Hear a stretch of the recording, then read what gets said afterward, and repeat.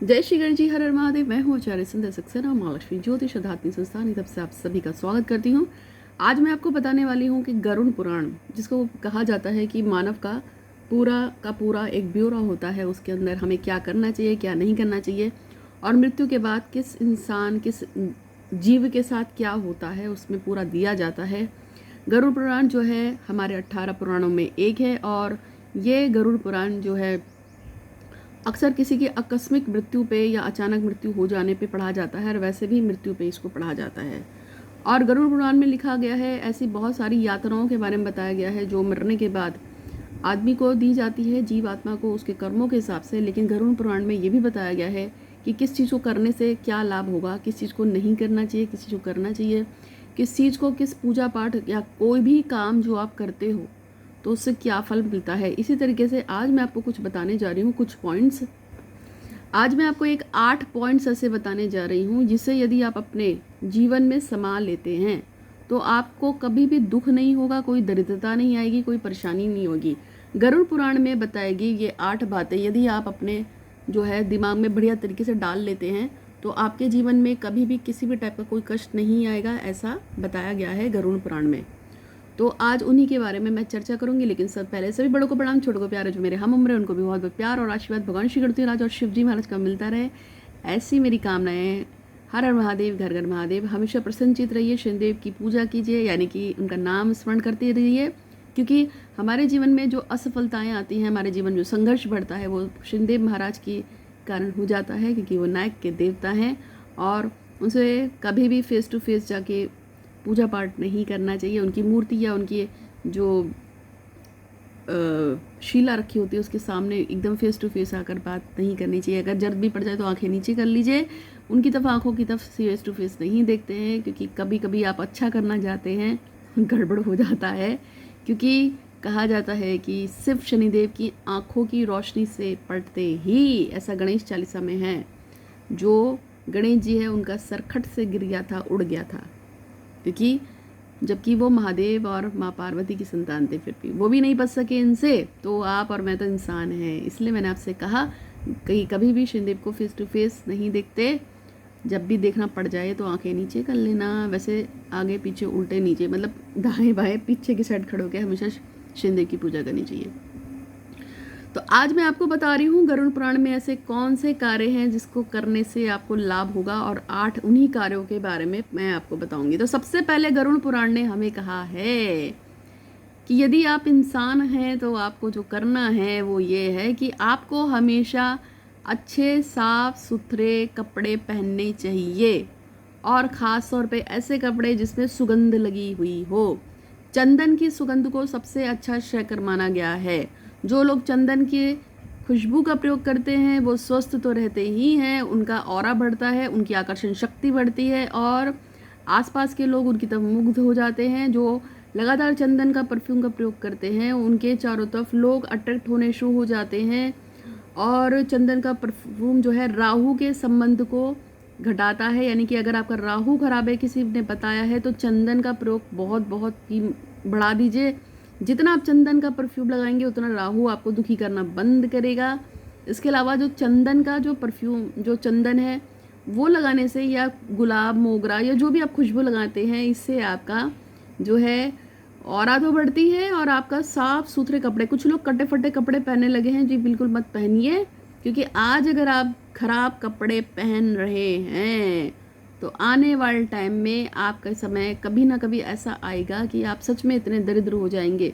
जैसे कि बहुत सारे मैंने फिल्म स्टार्स देखे हैं जो कटे फटे कपड़े पहनते हैं और वो फिल्म की शूटिंग कर रहे हैं, उस समय तो वो बहुत खुश हैं कि चलो काम है, पहन रहे हैं।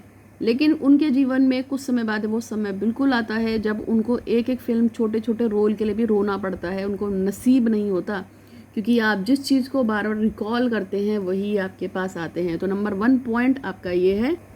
नंबर 2, अनावश्यक रूप से चीज़ों का संचय करना बंद कर दीजिए। वो सभी चीज़ें जो आपको लिए अनावश्यक हैं उनका कबाड़ घर में इकट्ठा करना बंद कर दो। अगर आप अनावश्यक चीज़ें अपने घर में कलेक्ट करना शुरू कर देंगे तो ये आपकी ज़िंदगी की परेशानियां भी बढ़ाएगा और आपके जीवन में कष्टों और संघर्षों को बढ़ा देता है। अनावश्यक चीज़ें जब भी आप अपने घर में संग्रह करते हैं तो राहु केतु और आपके शनिदेव एक्टिवेट हो जाते हैं और वो आपको परेशान करने लगते हैं। इसलिए आपको अपने घर में अनावश्यक चीज़ों का संग्रह नहीं करना चाहिए। अगर आपने अनावश्यक रूप से कुछ सामान इकट्ठा कर रखा है, जैसे कि लोहा, कबाड़, लंगर, इसकी ज़रूरत नहीं है और आप इकट्ठा कर रहे हैं कि चलो कभी काम आएगा, तो ऐसी चीज़ों को या तो आप स्टोर रूम में संभाल के रख दीजिए। अगर आपने कोई स्टोर रूम बना रखा है, लेकिन उसमें भी ऐसी चीज़ें जो आपके काम के मतलब की नहीं है, उसको जितनी जल्दी है दान में निकाल दीजिए या किसी को दे दीजिए या बेच ही दीजिए। और हमेशा अनावश्यक चीज़ों को शनिवार के रूप में ही, शनिवार के दिन ही बेचा जाता है। इस चीज़ का आपको पूर्ण रूप से ध्यान रखना है। तीसरे पॉइंट के रूप में, जो लोग नियमित रूप से सुबह और शाम इष्ट पूजा करते हैं, इष्ट भक्ति करते हैं, अगर आप पास धूप, दीप, अगरोल या अगरबत्ती जलाने का बिल्कुल भी टाइम नहीं है, आप बहुत बहुत बहुत बहुत बिजी रहते हैं, तो आपको एक टिप देती हूँ। जब भी आप सुबह सुबह सो के उठते हैं 5 बजे, उसी समय आप कोई एक चालीसा वगैरह रट लीजिए। मैंने पहले भी बनाया था। सुबह उठते ही गणेश चालीसा और हनुमान जी की चालीसा है, शिव चालीसा है, इसको एकदम गट गट गट गट गट बोल दिया करो। बिस्तर पे ही आप चालीसा पढ़ लो, या चालीसा नहीं पढ़ सकते हैं तो बजरंग बाण पढ़ लो, स्तुति पढ़ लो, मतलब जो भी आपको पढ़ना है बिस्तर पे ही पढ़ लो। अगर आप धूप, दीप, रोली, अगरबत्ती नहीं जला सकते हैं, आपके पास इतना टाइम नहीं है, उठिए उसी समय अपनी चालीसा वगैरह पढ़ लीजिए और रात को सोते समय भी अपनी चालीसा या स्तुति पढ़ लीजिए। अगर आपके पास पढ़ने का भी टाइम नहीं है, आप इतने अभागे हैं तो फिर आपको कम से कम 5 मिनट सुबह के टाइम अपने इष्ट का नाम लीजिए और शाम को सोते समय 5 मिनट अपने इष्ट का नाम लीजिए। सुबह शाम जो स्मरण करते हैं उनके समस्त पापों का नाश होने लगता है और उनके कार्य नियमित बनने लगते हैं। अब मैं आपको चौथा उपाय बताऊंगी, लेकिन उससे पहले मैं आपको बताऊंगी कि रजत शर्मा है, वो चाहते हैं कि उनका बेटा जो है वो अच्छे नंबरों से एग्ज़ाम्स क्लियर करे 12th का। तो रजत जी की मनोकामना को पूर्ण करने के लिए गणेश जी आपका धन्यवाद। और मैंने आपसे पहले भी कहा है कि जब भी मैं इस तरह की प्रेयर्स करती हूँ, उसी समय आप भी अपने लिए अच्छी सी प्रेयर्स मांगा करो, जो भी आपकी इच्छा है मन की, और साथ में गणेश चतुर्थी का पाठ सुबह शाम जरूर किया करो। तो रजत जी की मनोकामना को पूर्ण करने के लिए गणेश जी आपका धन्यवाद धन्यवाद धन्यवाद। शिखा रानी चाहती हैं कि उनके पति की अच्छी जॉब हो जाए और उनको पैसे खूब अच्छी तरह मिले। तो शिखा रानी की इस मनोकामना को पूर्ण करने के लिए भगवान श्री गणराज आपका धन्यवाद धन्यवाद धन्यवाद। नंदनी जो ऑस्ट्रेलिया में है, वो गर्भवती हो ऐसा उसकी माँ चाहती है, लेकिन उनके ग्रह थोड़े खराब है। मैंने आपसे पहले भी बोला है कि नंदनी का आपको थोड़ा पूजन करा लेना चाहिए, क्योंकि उसके पति के घर से उसके पितृ जो दोष लगा हुआ है और उसके थोड़े से कुंडली में दोष हैं। तो फिर भी मैं नंदनी के लिए प्रार्थना करूंगी कि उसको जल्द से जल्द संतान की प्राप्ति हो। हे गणेश जी महाराज, नंदनी के घर में सुंदर सा बालक के रूप में आप जन्म लीजिए, ऐसे मैं कामना करती हूँ। तो नंदनी के घर में जाने के लिए आपका धन्यवाद धन्यवाद धन्यवाद। और वो सभी लोग जिन्होंने इस समय हाथ जोड़ के अपनी आंखें बंद की हैं, हे गणेश जी महाराज उन सभी पे कृपा करें, मुझ पे कृपा करें, मेरे परिवार पे कृपा करें, मेरे फॉलोअर्स पे कृपा करें, सब पे कृपा करें। हे गणेश जी महाराज, उन सभी की मनोकामनाएं पूरी हो। जय श्री गणेश जी, हर हर महादेव। अब चौथे उपाय के बारे में मैं बताती हूँ कि गरुड़ पुराण में कहा गया है, जो लोग प्रत्येक दिन खाना खिलाते हैं, खाना किसको खिलाते हैं, किसी न किसी भूखे को खिला देते हैं, या भूखा नहीं मिलता तो गाय को खिलाते हैं, चींटी को खिलाते हैं, मछली को खिला देते हैं, कुत्ते को खिला देते हैं ये कोई भी इनमें से कुछ भी मिल जाता है, अगर आप उनको भोजन करा देते हैं तो निश्चित रूप से गरुड़ पुराण कहता है कि आपका दुर्भाग्य आपके पास आएगा ही नहीं। जितना ज़्यादा आप भोजन का दान करते हैं उतना आपको लाभ मिलता है स्वास्थ्य में। और ऐसे लोग जैसे चींटी है, कौवा है, कुत्ता है, बिल्ली है, गाय है, मछली है, कुष्ठ है या अपाहिज है, इन लोगों की जब आप भोजन की व्यवस्था करते हैं तो ईश्वर की कृपा आप पे जरूर होती है और प्रभु आप पे कृपा बरसाते हैं। चौथे पॉइंट के रूप में मैं आपसे बताऊंगी कि कभी भी अनावश्यक रूप से झूठ नहीं बोलना चाहिए। तो अनावश्यक रूप से कभी भी झूठ नहीं बोलना चाहिए, ये 5वां पॉइंट है। तो जब भी कभी कभी ऐसा लगता है कि लोगों को झूठ बोलने की आदत पड़ जाती है, वो बात बात पे झूठ बोलने लगते हैं, बात को बड़ा चढ़ा के बोलते हैं, बात को खींच तान के बोलते हैं, अनावश्यक रूप से बातों को फैलाते हैं और झूठ बोलते हैं। और ऐसा करना आपके लिए अच्छा नहीं है, क्योंकि इससे आपका दुर्भाग्य आता है। अगर आप झूठ बोलते हैं तो आने वाले टाइम में आपको झूठ का ही फेस करना पड़ता है। अक्सर जो लोग बोलते हैं मुझे कि मेरे साथ लोग झूठा व्यवहार करते हैं, झूठे लोग मुझे मिल जाते हैं, तो आप चेक कीजिए कहीं ना कहीं आप भी झूठ जरूर बोलते हैं।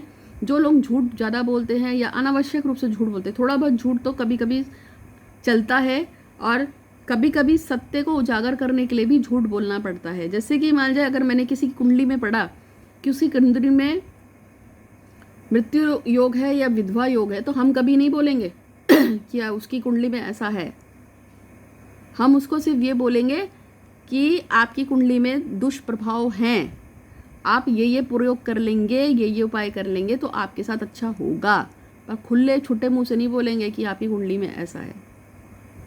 बहुत से लोग बहुत बड़ी ऊंची प्रतिष्ठा पे बैठे हुए बड़े बड़े मुनि हैं, संत हैं, लेकिन वो पता नहीं कैसे बकवास कर जाते हैं। जैसे एक बहुत बड़े गुरुजी हैं और उनके एक दो नहीं करोड़ों में फॉलोअर्स हैं। अब उनका एक नया स्लोगन आजकल आ रहा है कि 2028 में, हाँ 21 चल रहा है ना, हाँ 2028 में कोरोना से भी बहुत ज़्यादा बड़ी महामारी फैलेगी और मानव जाति को उसके लिए तैयार होना चाहिए। मुझे समझ में ही नहीं आता है कि वो कैसे गुरुजी हैं, करोड़ों लोगों को जानते हैं, इतने लाखों, क्योंकि उनका एक वीडियो गिरता है उस पर 2-2, 3-3 मिलियंस जो है व्यूज़ आते हैं। तो ऐसे व्यक्ति को थोड़ा सोचना चाहिए, क्योंकि हम जो बोलते हैं वो ना भी होने वाला हो तो वो घट जाता है। इसलिए मैं हमेशा सही बोलने की सलाह देती हूँ, क्योंकि ऐसा होता है हमेशा, जिस चीज़ पे आप लगातार मंथन विचार करते हैं वो चीज़ घट जाती है, और ये प्रकृति का लॉ है। तो अगर एक व्यक्ति इतना बड़ा समझदार इंसान है और उसके बाद भी अगर वो अपने व्यूज़ बढ़ाने के लिए या अपनी ख्याति प्राप्त करने के लिए इस तरह के वीडियो डाल रहा है कि 2028 में इससे भी बड़ी मुसीबत आएगी, तो मुझे उस इंसान से सोचने में आ रहा है कि वो कैसा गुरु है, कैसा जगत गुरु है जो इस तरह की भ्रामक बातें फैला रहा है।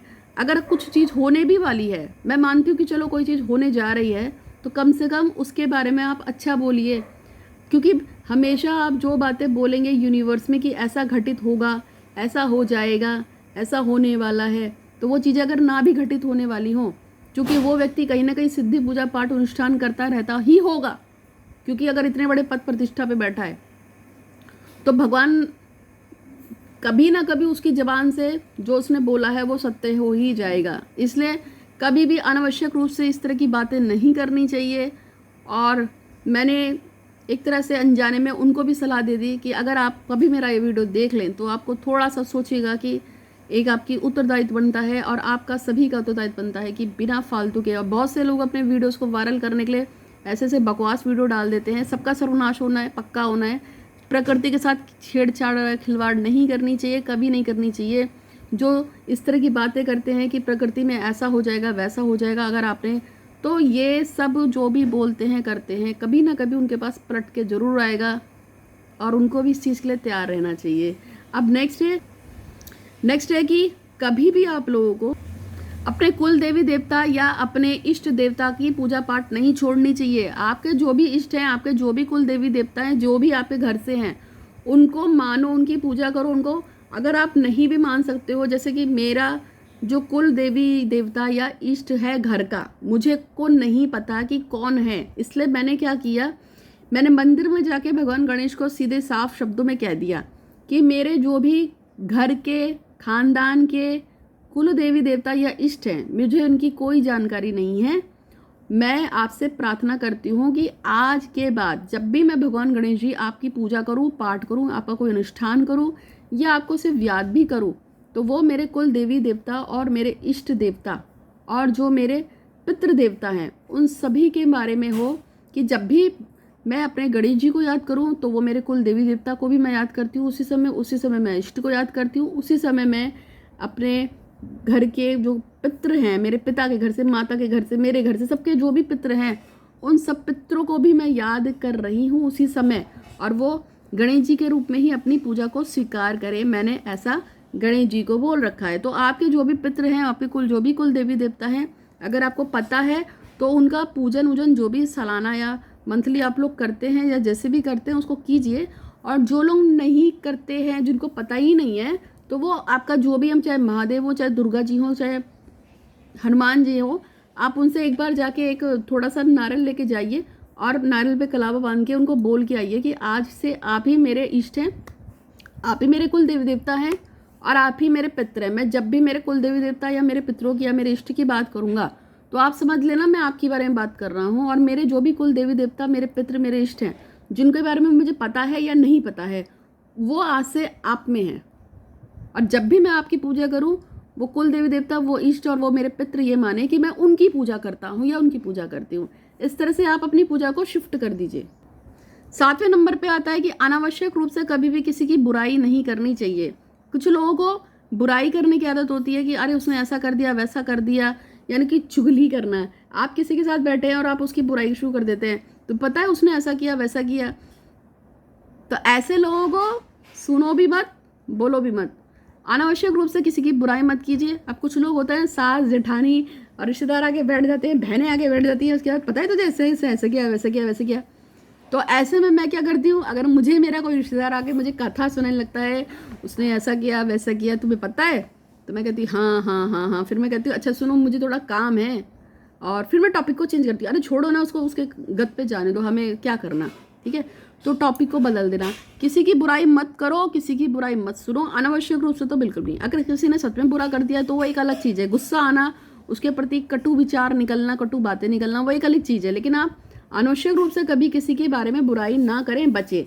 और लास्ट 8वें नंबर पे जो लास्ट है वो बताऊंगी, लेकिन उससे पहले माँ लक्ष्मी ज्योतिष आध्यात्मिक संस्थान से मैं हूँ आचार्य संध्या सक्सेना, और मैं कुंडली देखती हूँ, हाथ की रीडिंग करती हूँ, फोटो रीडिंग करती हूँ। मैं क्लिनिकल हिप्नोथेरेपिस्ट हूँ।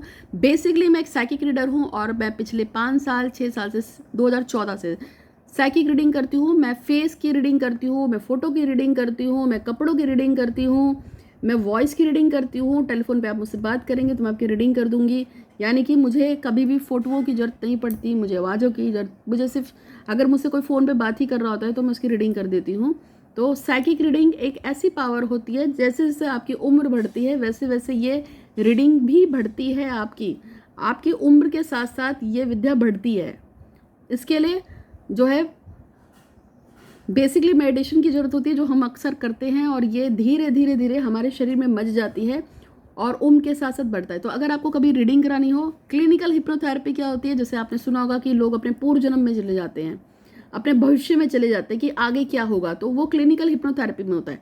खासतौर पे जैसे किसी के साथ कोई हादसा हो जाए, जैसे कुछ लड़कियों के साथ उन लड़के बहुत गंदा काम कर देते हैं, या कोई किसी के घर में किसी का डेथ हो गया, एक्सीडेंट हो गया, और वो उस चीज़ को भूल नहीं पा रहा है, तो हम क्लिनिकल हिप्नोथेरेपी का यूज़ करते हैं। हम उसके दिमाग से वो बुरी यादों को मिटा देने का काम करते हैं, जिससे कि वो पुनः से अपने जीवन में रिजॉइस हो जाए। तो क्लिनिकल हिप्नोथेरेपी, साइकिक रीडिंग। इसके अलावा मैं ज्योतिषाचार्य हूँ, मैंने मास्टर्स कर रखा है MA ज्योतिष में, तो मैं ज्योतिषाचार्य हूँ, और मैं कुंडली देखती हूँ, हाथ की रीडिंग भी करती हूँ, फेस रीडिंग करती हूँ, और रीडिंग करती हूँ। हम कुछ ऐसी पूजा पाठ अनुष्ठान करवाते हैं जो 100% दिव्य हैं और काम करती ही हैं। तो वो बहुत ही खास है, और बहुत सारे लोगों ने कराया है, और वीडियोस लोगों की पड़ी रहती हैं, जो लोग बताते हैं कि इस पूजा से उनको कितना लाभ हुआ। तो आप करवा सकते हैं।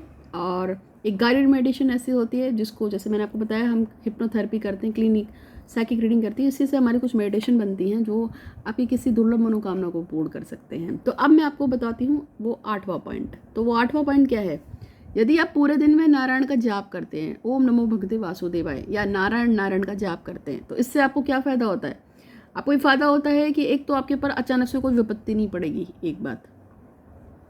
दूसरी बात है, आपके पूर्व जन्म के और जन्म के जो भी आपने गलतियां पाप करिए हैं वो कट जाएंगे। तीसरी बात यह है कि यदि किसी ने आपके ऊपर हाय बदुआ और टोना टोटका जादू वादू कुछ भी कर दिया है तो वो भी कट जाएगी, सिर्फ नारायण के जाप करने मात्र से। अब ऐसा है कि एक तरीका तो यह है कि जब सुबह सो के उठते हो तो नारायण नारायण नारायण नारायण घड़ी में टाइम लेके 3 मिनट कर लो, 2 मिनट कर लो। दूसरा तरीका यह है कि नॉन स्टॉप चलते फिरते करते रहो नारायण नारायण नारायण, या ओम नमो भगवते वासुदेवाय, ओम नमो भगवते वासुदेवाय, ओम नमो भगवते वासुदेवाय। तीसरा क्या है कि आप बाकायदा पूजा में बैठिए और 3 माला ओम नमो नारायण, ओम नमो नारायण, ओम नमो नारायण कर ले, और शाम को भी 3 माला कर लीजिए। जितना ज़्यादा आप नारायण का जाप करेंगे उतना ज़्यादा आपका कार्मिक छूटेगा। अगर आपने सच में गलतियाँ की है, सच में पाप किया है, तो आपका कार्मिक कटना शुरू हो जाएगा, आपके सारे पाप कटेंगे और आपकी पूरी बॉडी हील और क्लीन हो जाएगा। तो उम्मीद है कि आपको वीडियो अच्छा लगा होगा। इस वीडियो को जो जितना ज़्यादा शेयर करेगा, कसम से नारायण की कृपा उस पर भी खूब बरसेगी। तो आप मैक्सिमम इसको कीजिएगा शेयर। तो आज के लिए इतना ही। भगवान श्री करती हूँ, आपसे प्रार्थना करती हूँ आप सब खुश रहें, समृद्ध रहें। धन्यवाद।